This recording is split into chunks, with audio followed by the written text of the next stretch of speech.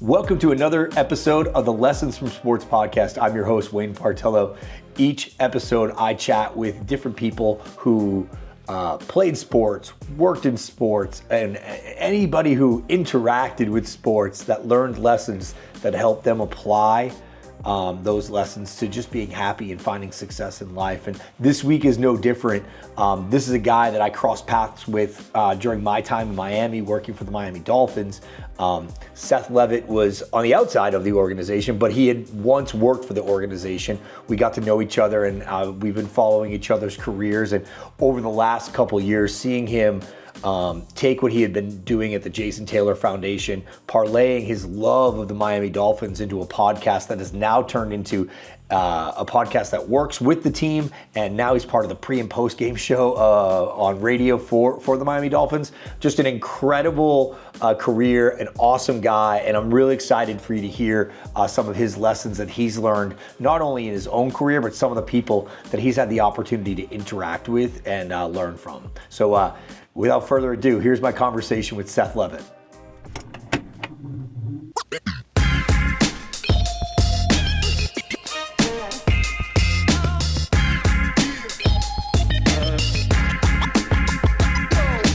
All right, welcome to another edition of Lessons from Sports. I've got my man Seth Levit on the podcast today. I'm fired up. And one of the things that I was really excited about is as I've started this project, most of the people that I've had on to this point, I've known super well, right? Yeah. And Seth and I crossed paths in Miami. We knew each other, but I'm excited to learn a lot. I've obviously followed you for a lot of years and kept up and reached out, I don't know, about a year ago, because we're going to talk about it. But what you ventured into is really exciting. And anyway, so I'm really excited to learn even more about you and your career. So why don't you do me a favor, introduce yourself and a little bit of kind of what you do today.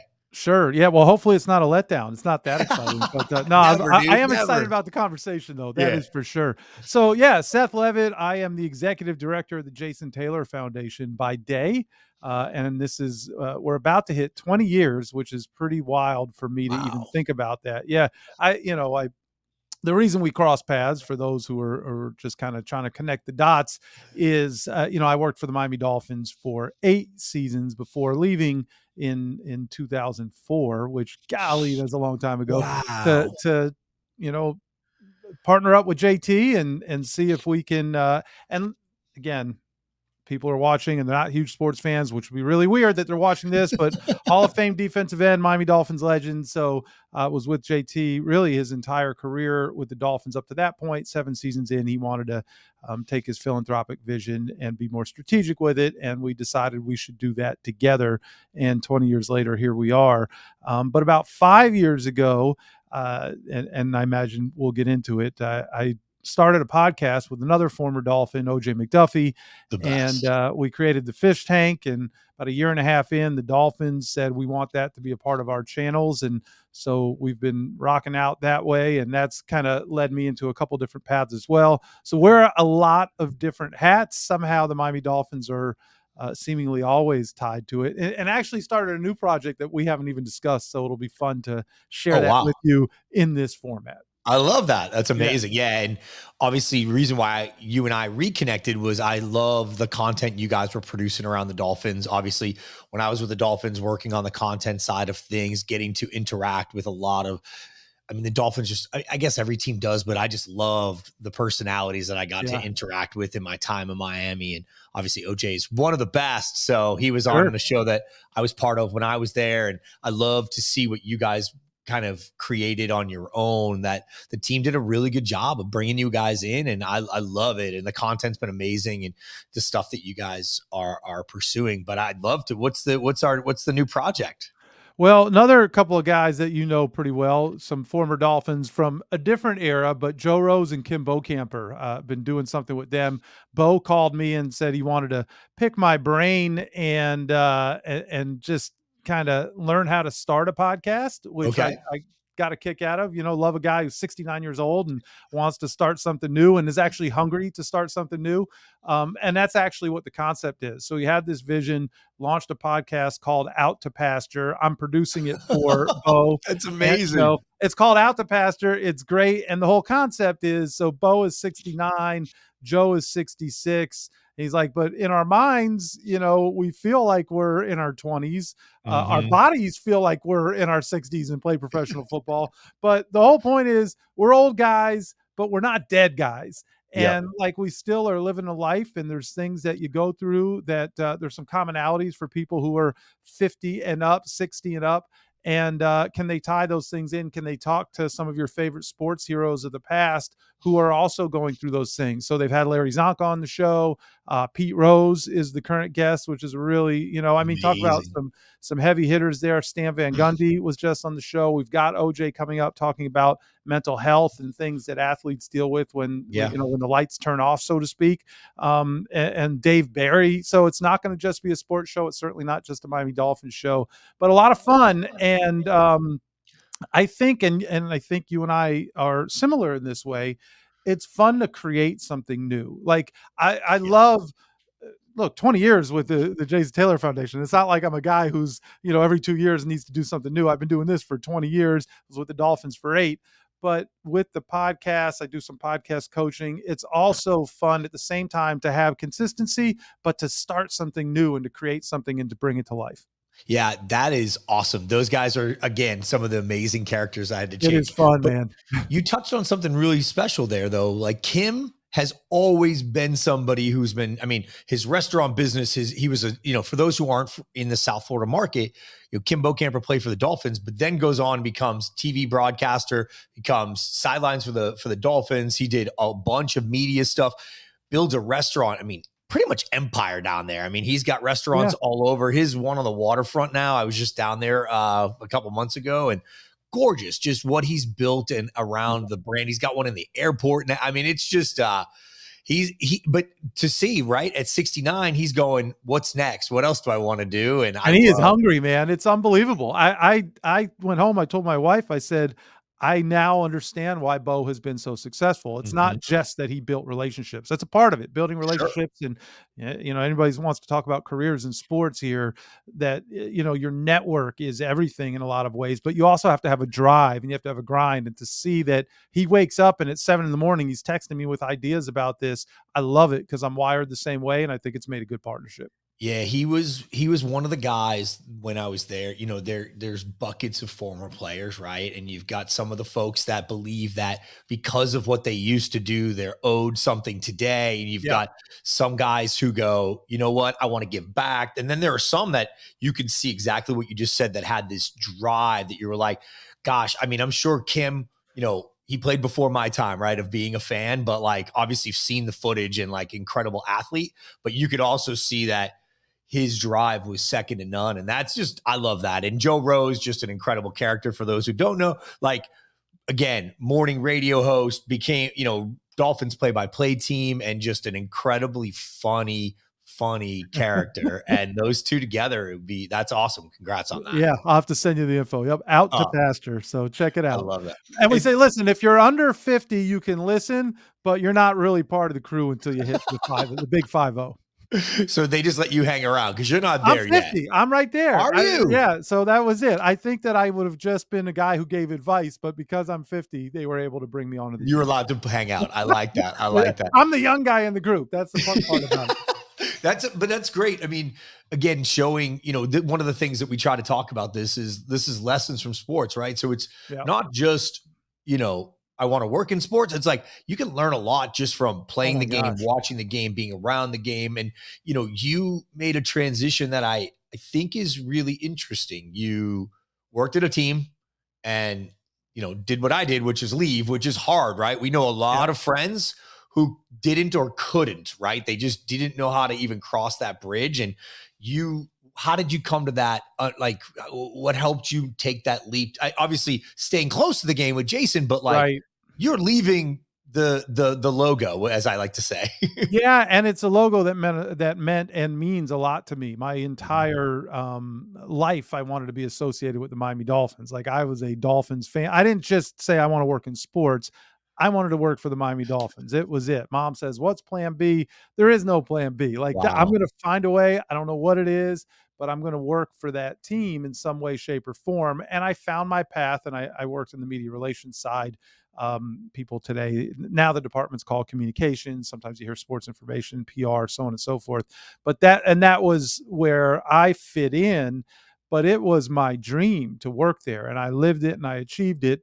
But the reality is that most people who achieve real success in sports that don't have a number stitched to their back. That's a different kind of success. But most people who work for a team and don't play for a team and build a level of success, they jump around, right? Your first job and the first organization that you work for is not the one typically. I mean, you have talk about the Dolphins, Brian Sure. Wiedemeyer went from water boy to president of the team. Sure. That doesn't happen very often. Most people jump around and they grow and they do a great job where they're at, and then somebody else recognizes them with another team, and they're hungry and they're ambitious.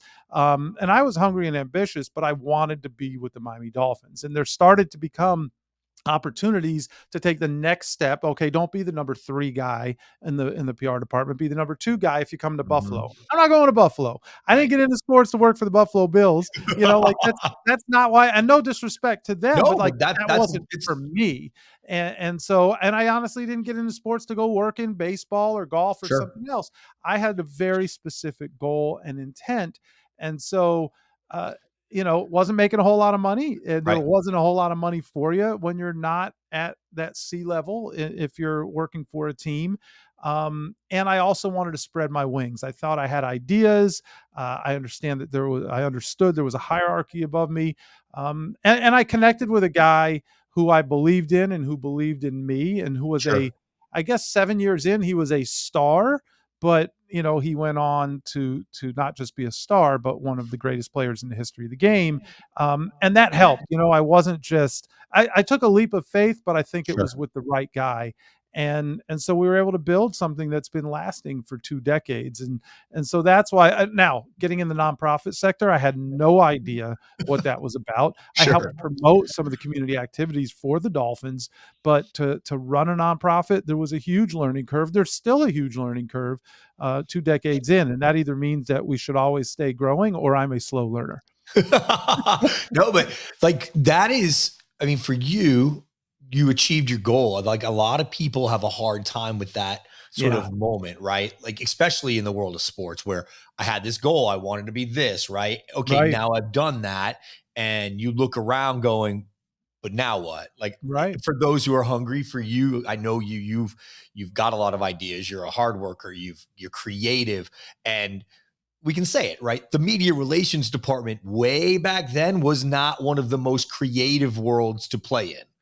Yeah, It's I mean, it was evolved. conservative, that's for Right. sure. Yes. It has evolved, and or at least I think telling the story of an organization has evolved, Sure. and the NFL and the way I look at the way social media accounts are handled by professional sports franchises now, and I know I'm on the out to pasture side, and in some ways being away from it, I learned that in the bubble, maybe we were hyper conservative for some things and it didn't need to be that way. Sure. But in other ways, I think that there's a really good reason why, when you have to protect the brand, and Yep. there's a reason why you don't do certain things. And it's an interesting conversation I have with some of the younger folks that I work with now on the team side. So it's an ever evolving dynamic, but just because certain things are the way things were done 10, 20, 30 years ago doesn't mean that they were bad. Like, they were done that way for a reason.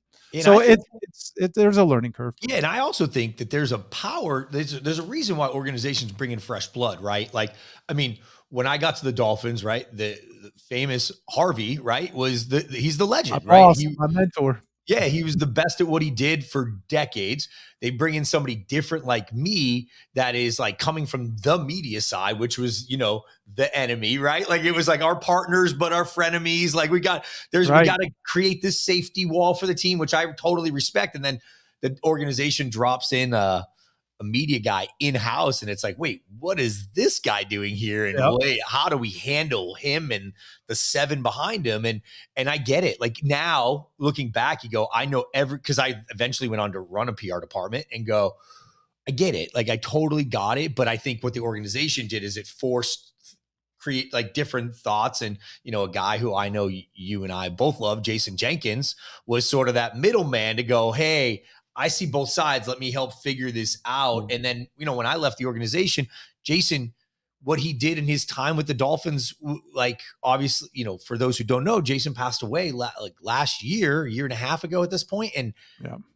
what he did in that organization was just unbelievable to harness both sides of that, of understanding the safety and bringing it all together. I was like a fan watching right from afar, because I had left, so I knew a lot of the players, but you were just watching that the progress the organization was making on that side of the ledger, and just so impressed and so proud of everybody involved. Yeah, amen to all of that. Jason, visionary is the word that I like to use, and Right. actually, it's interesting because on the foundation side, we have a big fundraiser every year called our Community Hall of Fame, where we honor individuals, and we just renamed our Corporate Hall of Fame award in Jason's honor.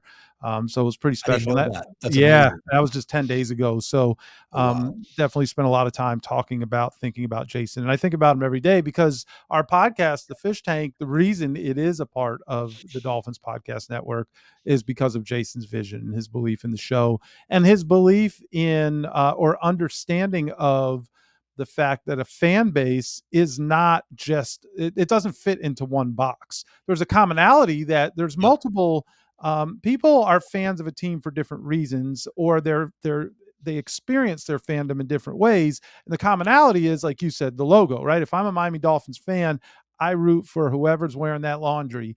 But I could be an 18-year-old that loves the current team and loves certain things about it. I could be 60 something years old and fell in love with the Dolphins because they went undefeated in 1972, and I've loved them ever since. And so he understood that each of those fans differently, so to speak, right? And they need to be addressed, entertained, and engaged in a different way. And so I think that's why he felt that our show made sense, as much as Travis Wingfield, who is their daily podcaster, and our partner on the post game show. And Travis is as good as it gets in doing a daily podcast. And our shows are very different, but yet we both are important to the fan base. And so, yeah, Jason was just a vision that way. And then that doesn't even touch upon the work that he did in the community, and really pushed the Dolphins to the forefront of what it meant to be philanthropic from the corporate side of being a professional sports organization. Yeah, and the legacy lives on, and obviously Yeah. he's a young guy, and devastating news, but to Yeah. see the impact, and I talk about this a lot in sports, and a friend of mine says it best, is that the logo, and this, like the logo the size of the organization and the size of the business, that logo allows you to reach and impact so much more than the actual irrelevant, like Absolutely. a normal business of that size. And it's like how you use it, and the voice that it gives you to make a difference. And kudos to the organization for giving him that, to empowering him to make those, to go out. Because listen, I know you've worked in those two organizations. I've worked in a lot of organizations, and one of which that wasn't a reality, right? Like it Yeah. was a big, huge organization, and you just couldn't get that much power to make an impact at that stage. And seeing what, especially in some really challenging times, the impact that the Dolphins organization made was pretty incredible. Yeah, there's no question about it. You have to give Tom Garfinkel and then Stephen Ross ownership. You have to give them a lot of credit for recognizing what a gem they had and trusting in Jason, that he had these big ideas and that they could bring value, and he proved them right every time. Yeah, no doubt. And yeah, it was just special. And I think, it's funny when you talked about Jason's vision for the different types of fans. And it's Yeah, something that we talk about all the time, which is, there's those diehard fans and shows like yours, and what Travis does, like that super serves the super fan. Like that's what we used to all, and it's like that, this mindset of broad stroking a fan base doesn't exist anymore. you can't. Segmentation is a real thing. There are whole industries around the segmentation of an audience, and like a sports team is just the ease. That's why I love this sort of concept of this lesson from sports, because what we have to do in sports, you're exactly right. There are ways, especially like in baseball, we talk about how you entertain a fan on a Tuesday night is very different than a Saturday night, That right? makes Football sense. doesn't have that challenge, right? It's Yep.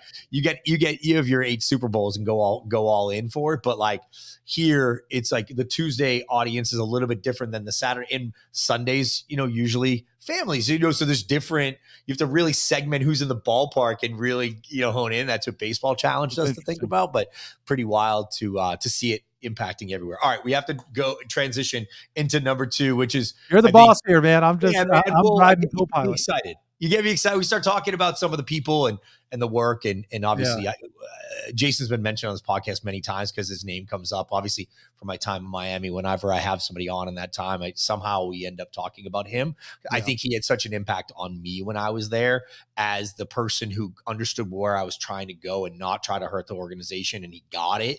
And we just connected. And I always joke because he used to call me Tupac. And so, wait a minute. Yeah. Where'd that come from?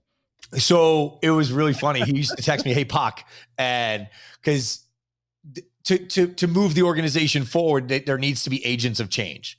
And sometimes there has to be a bull that gets thrown into the china shop. And a lot of times that has been me in my career. Yep. I didn't realize it until getting into a new environment that's what my boss had been doing with me for years at my prior stop, which was like, throw me in a department, rile it all up, figure out what's going on, and then fix it, right? And it was like, oh yeah, I love that. That's why I started consulting, because drop into an organization, figure out what's going on, and then come up with a plan of how you're going to fix it. And so he used to always say, because they had dropped me into this world that was very conservative, and he was like, sometimes you need a gangster to come in and solve the problem. Oh, and I love he it. Was like, and he was like, Tupac. Yeah, he was like, Tupac's just handling business over there. And like, it was like our running.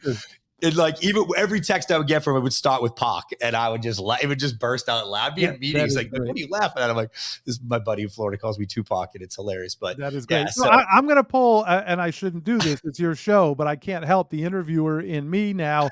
Well, I have a question for you. So you said you didn't realize that you were this disruptor, right? And in a good way, that you were this intentional disruptor, at least from management side.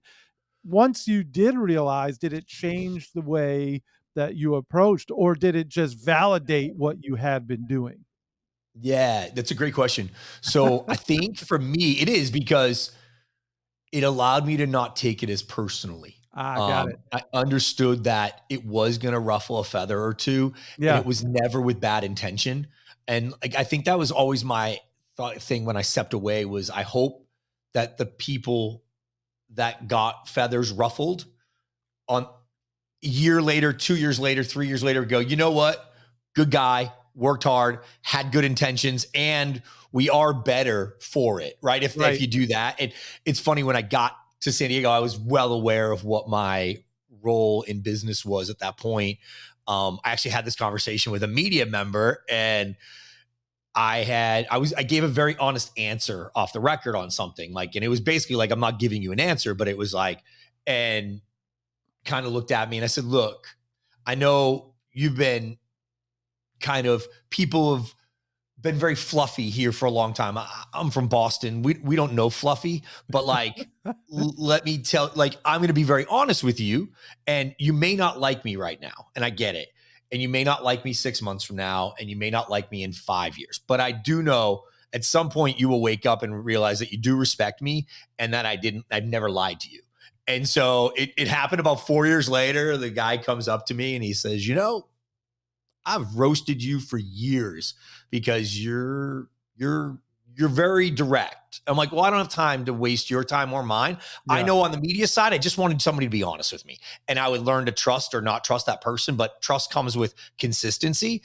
And I was like, have I ever? And he was like, never. I'm like, never been, and that's all you can do in that job. Right. Years later, we text and laugh now, because he got it, that I had a job to do. And so I understood that. And, in my time in Miami, like, there were folks that I had, I got put in charge of departments and people that had been there way longer.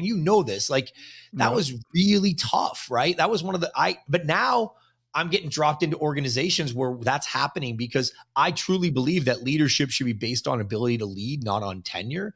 And so you'll find people that have that leadership capability, and you're giving them that. But now to be able to coach them through that is so powerful. So yeah, it is funny when you do realize it, that like, you're like, oh my God, they just dropped me into another world that I didn't ask for this. Like, I got asked a question, I gave an answer. Next thing you know, I was in charge, and it was like, fix it. Like, okay. So, but I turned it into realizing that I did love fixing it. I loved 2 years later, seeing that person achieving success that they had been plateaued, right? Because nobody had actually led them. They had just been like, yeah, keep doing what you're doing. You're doing great. Right, It's right, great. right. It's great. It's great. And it's like, but no, they're not. And nobody actually checked them on it and like actually called them on it and let them think for a second to go, oh, wait, it could be done differently. And then when that happened, the world opened up for them again. And I love that. That I get great joy out of, like seeing Very people cool. who, yeah, I mean, listen, you and I, we talk about it like we're living the dream, man. Like we're having the best time every day. And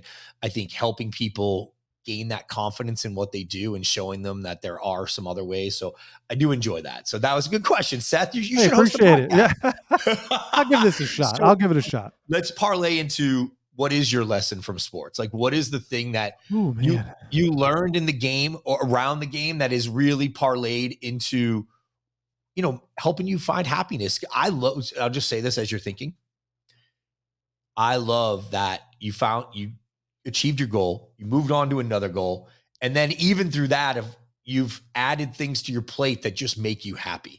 You did a podcast, not for money. You did like, it was like, we're going to do this podcast because it's something I just want to do. It'll be fun. And then but because of that, it's now widely successful because it was all for the right reasons, if that makes sense. So it makes all the sense in the world. Yeah. Love it. So what do you got for me?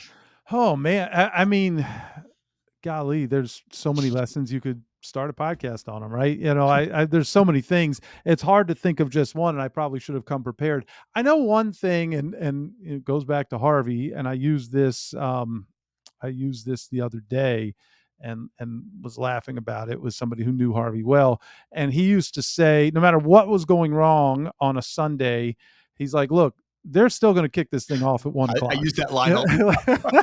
He said, you know, like, it ain't about you. It's not about me. It's not about, they're going to kick this off at 1 o'clock or not. But so we better be ready for it because it's going to happen. And so that was, I mean, I learned a lot of lessons from him because he had high expectations and he was demanding.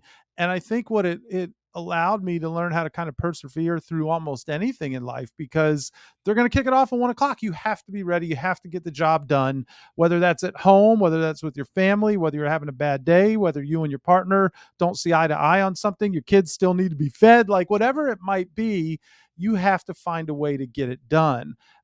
I joke all the time that if you haven't worked for a head coach, you really haven't had a real job because the expectations that, and even if you don't directly work under that head coach, if you work for a professional sports organization, somewhere, some way, something that you do is either going to not be noticed by the head coach, which is okay, or it's going to be noticed and it's going to be perceived as you did a good job, or it's going to piss off that head coach. And when you have a pissed off head coach, somehow there's going to be fallout, right?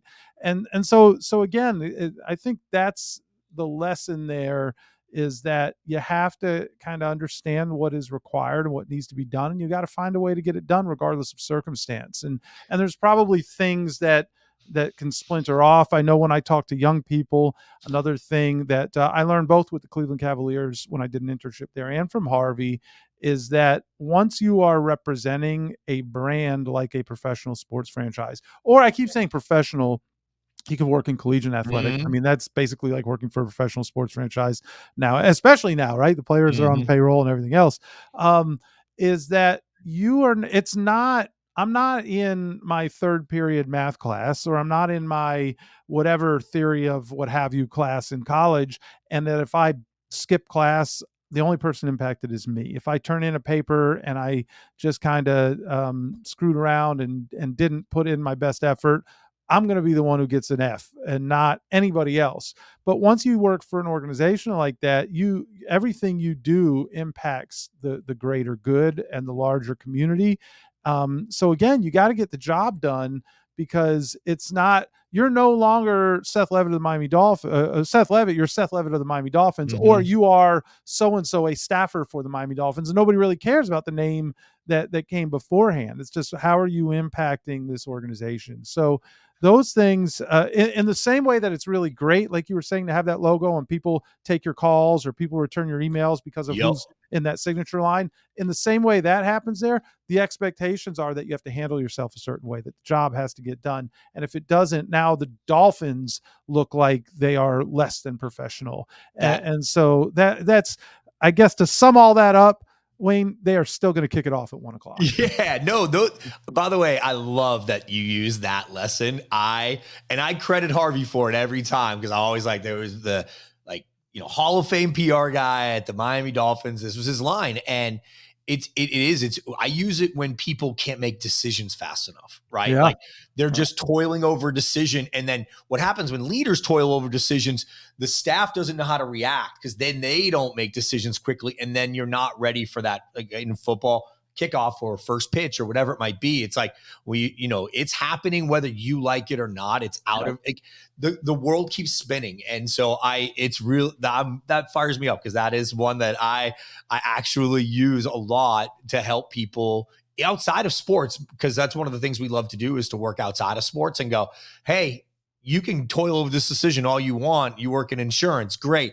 Guess what? Like the deadline's coming no matter what. In football, they're kicking, and it's like, and I tell the story and then people go, oh, it makes a lot of sense. And it helps you make decisions. That's very good call, man. Off the top of your head. I'll probably have 10 more by the time we're done here that I'll think about. Like, God, I wish, but that one is something that can be applicable across any industry. No doubt. Okay, so now we're going to transition, speaking of head coaches, into the hot seat, where we've all worked with the coaches who have been in the hot seats too, and players and front office people. I've been there a few times in my career. It's not a fun place to be, but now we're going to put you there because it's all right.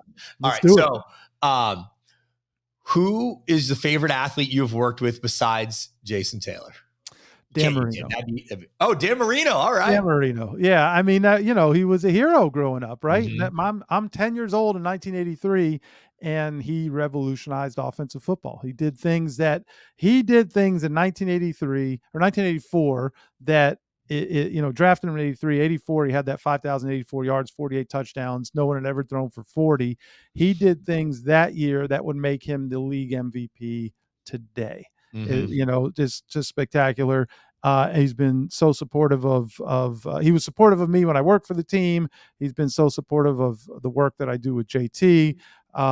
He's just been, he was a hero. They always say don't meet your heroes, and that wasn't the case with Dan. So that's awesome. Yeah, he was great to be around. And I think when you look at his career and what he parlayed that into and all the things he's been a part of. And, he's another guy who took what he did and made just an incredible impact on the community, incredible impact, and continues to do it today, which is just awesome. So I love it. I think it's a good answer. All right. Well, thank you. Favorite memory of working at the foundation? Oh gosh, there's so many. There are so many in 20 years, and I'm inspired every day. But we launched a poetry program about 15 years ago, and it has become the largest youth spoken word poetry program in the state. And I'm just very, very proud of. It's called the Omari Hardwick Blue Apple Poetry Network. Omari Hardwick is an actor who many of you may have heard of, starred in the show Power and countless movies. But Omari's a dear friend of mine, and so when we launched this program, Omari's a poet, and I said, JT, what do you think about? He said, if you think it's going to work, go for it. I'm not writing any darn poetry. And he kind of rolled his eyes. So I reached out to, just to tie another face that would make it cool for the kids. But the things that we've been able to do with this program, we partnered with a group in Chicago and brought the Louder Than a Bomb Florida Poetry Festival to South Florida. That's now 10 years old. So many of the young artists that we've been able to provide a platform for, and so that they could share their stories, be empowered, find careers in this space. It's been something that I'm very, very proud of. So it's not necessarily one specific moment, but it's starting that program that's awesome. That sticks out to me. Yeah, and the impact, right? We talked about one of my favorite things, which is like seeing employees that I get to work with succeeding, and to do that for tons and tons of kids, and the impact you guys have made is awesome. All right, let's switch to your other job. Best guest you've had on a podcast. Oh man, Channing Crowder. Channing Crowder is, Yeah, I mean, we've had so many good guests. Today, as we're doing this interview, we just dropped our Brian Hartline episode, and Brian was a He receiver was for the great. Dolphins for, I think, 6 seasons, and now he's the offensive coordinator at Ohio State University. Great guest. I mean, countless and the aforementioned Dan Marino, Jason Taylor, Zach Thomas, Larry Zonka. We've had like the Mount Rushmore of Yeah. Miami Dolphins on the. We've been very blessed with our guest list, and there's been so many great moments. But Channing Crowder is just a downloads machine. If you have him as a guest, your show will succeed. Anything this guy touches turns to gold. Or he's going to burn a house down, maybe, but it's just, you see it now with his own show with the Pivot. The guy's doing stand-up comedy now. Like, he's Is he literally really? selling out shows. He's doing stand-up comedy. He did one in Detroit during the draft. He's Wow. selling out shows as a stand-up comic. He just launched his Crowder powder seasoning for grilling. It's like he can do no wrong, and he follows zero rules. Like, he breaks all the Yeah. rules, but he is absolutely hilarious. So I'm going to go with Channing Crowder. I think that's great. And Channing, we crossed paths time wise, but I didn't actually have much interaction with him, but Oh man, watched you him. missed out. Yeah, no doubt. Like, was in the front office, but wasn't so involved on the football side of coverage at that point. Yeah. But what I've noticed watching, See It All, is he's following the blueprint in his own way of like the guys we talked about at the beginning, the Joe Roses, the Kimbo Campers, of saying, hey, if you plant roots in this community and you give back to this community and you get involved in the organization, get involved in sports in South Florida, in Miami, this community will rally around you. And then he's taken it to a whole nother level because of the internet. Yeah. He's able to reach globally now and show that personality that made him, like, obviously on the content side of things, had it been a few years later, the team would have been, the content world evolved after he stopped playing. Absolutely. But he would have been a dream for a team content person. Because oh my God, a dream and a nightmare all at the same time. Yeah, for sure. But you're right. It's funny you say that, because I noticed when his talk radio career started to take off, I said he is kind of a more modern version of Joe Rose, and also crosses other demographics, right? He's a man of color. So there's another demographic there that is feeling represented and heard. I think that's been a big part of the success of the Pivot, in addition to the fact that all three of those guys just do a fabulous job. I say, you know what? Let me not just say all three of those guys. All three of those guys, and the gal Alicia, who's their producer, is clearly brilliant. But I just think that he has been able to, as you said, in the modern era, kind of maximize all of the different mediums that do exist now, and to create a podcast, for that podcast to just blow up on YouTube, to find these other ways, to partner with a guy like Ryan Clark, who is so fiercely talented and doing what he's doing on ESPN, and being willing to say, hey, Ryan, can you put your arm around me? And like, nobody's knocking on the door from ESPN, but now they are, and kind of show me the way. So I think he's smart enough to listen to the right people, and just crazy enough to just be himself, and it works. But also, you don't get there without the work, right? Oh my this God, is one of the things that, so when I would do, this is actually a little inside baseball, but when I would do talent assessments, right? So we'd be looking to book shows and looking to book former athletes, and we would do test shows. And I would get asked by my bosses, like, what criteria are you looking at? And one of the top criteria I looked at is who brought notes, who came prepared, who, when you asked a question, actually knew about. So we'd be doing draft prep or whatever, where you would say, hey, tell me about the Seth Levit kid. And they would say, oh, Seth Levit, blah, blah, blah, versus everything having to relate back to. He's a UDFA. Do not draft that guy. He's But you've worked with guys who would go, they would just like kind of lazily tell you about when they played and make it relevant to themselves. So it was easy, versus, a guy who I would be remiss to do something with somebody in South Florida, not mention my favorite guy, which is Sam Madison, who Sam Maddie showed up like draft prep with a book. He had worked for weeks scouting kids and had all this work, and he had aspirations of going on to the coaching. He had all these things, and he did it, like all the things that he set out to do. And that guy came in and he was ready and he was a character and he was fun and didn't take himself. That's another one. Doesn't take himself too seriously, like willing to have some fun with it because that's engaging and fun. And OJ's like that too. OJ worked, right? Like these guys. And when I went on to the baseball side, I would have these conversations with athletes, former athletes. Hey, what do I do next? And, one of the guys I just had on the podcast was Yonder Alonso, who's now on MLB Network. When he retired, we met and we did a call and he was like, I want to be on the media. I'm like, well, here's my advice. Like the same way you worked, don't just show up and be like, well, I played, like come in and do the work. And every guy we've talked about on here that like used to play, they all fall in that mold. So it's a good lesson for people that you have to do the work. Immensely talented and you have a brand. That's amazing. That's still not enough. You still have to put in the work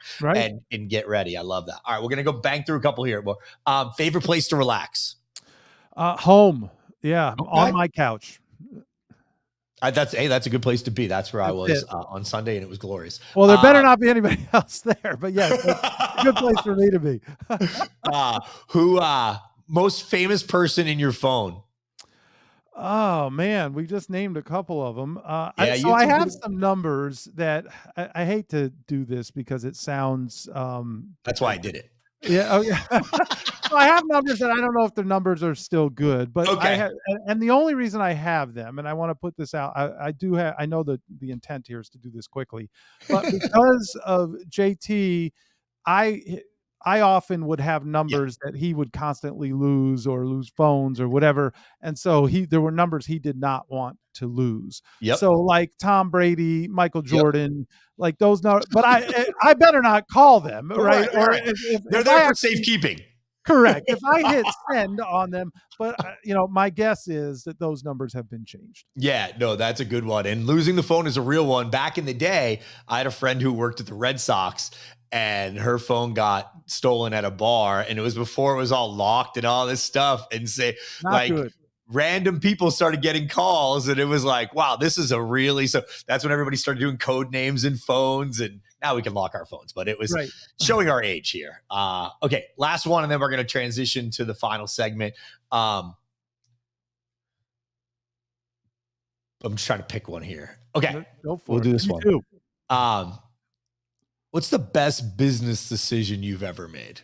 Oh, wow. That's a really, really good question. I mean, I think the best business decision was leaving the Dolphins and taking this opportunity. And I, again, very difficult to walk away from the Dolphins in some ways, but taking this job was fulfilling for me in so many ways. First of all, it was a raise. It was instantly more money. I was answering to one person. It gave me so many more opportunities to learn and get in rooms and have that proverbial seat at the table that I didn't have as the number 3 PR guy for the Miami Dolphins.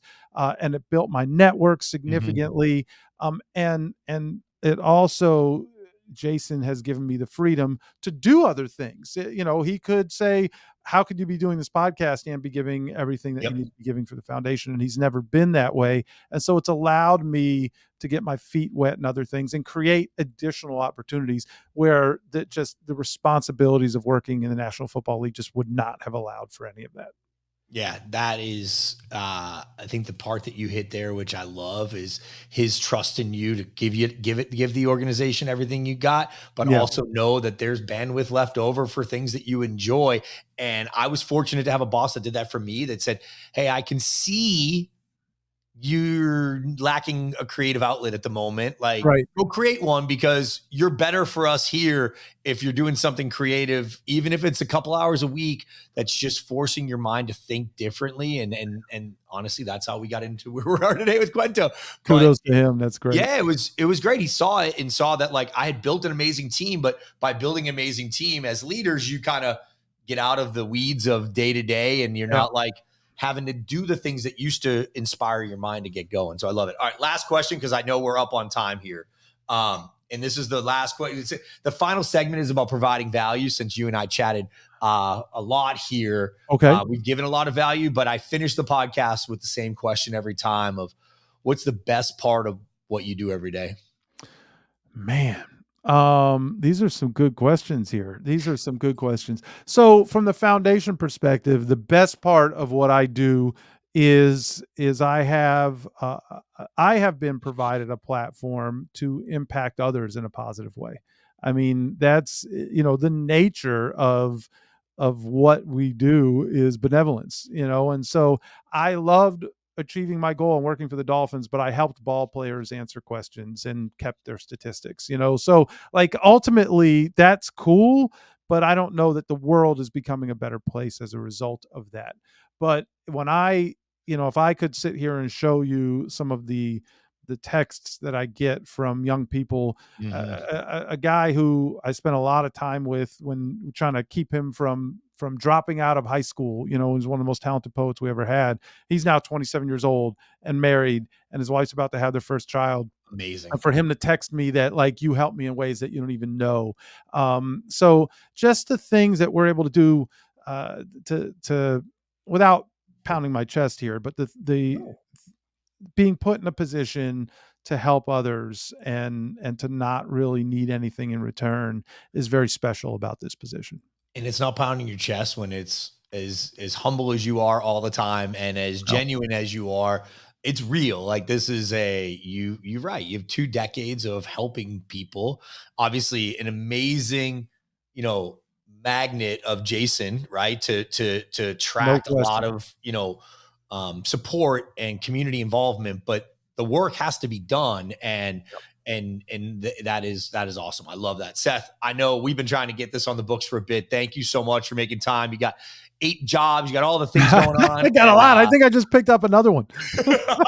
Congrats on the new one. And thank you for just making the time to come on here and sharing your incredible journey. And I'm just so happy for all your success. Continue to do that. And I know we'll stay in touch. Thanks, bud. Yeah, there's no question. Likewise. And thank you for having me. This is great. And I hope that there were a few lessons that folks can take from this. There were a few in there. I think we're going to be okay. Thanks, bro.